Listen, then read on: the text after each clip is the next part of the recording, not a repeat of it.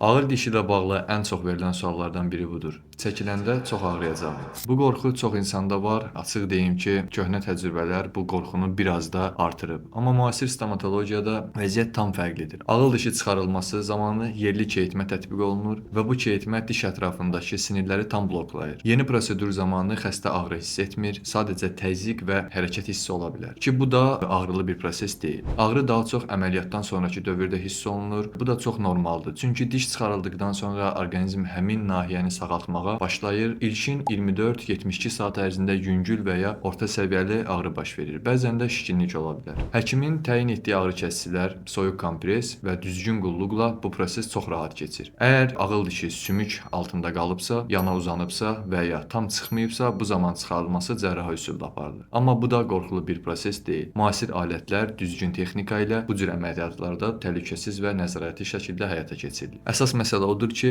ağıl dişini vaxtında qiymətləndirmək lazımdır. Çünki gecikmiş müdaxilə daha çox ağrı və problemlərə səbəb ola bilər.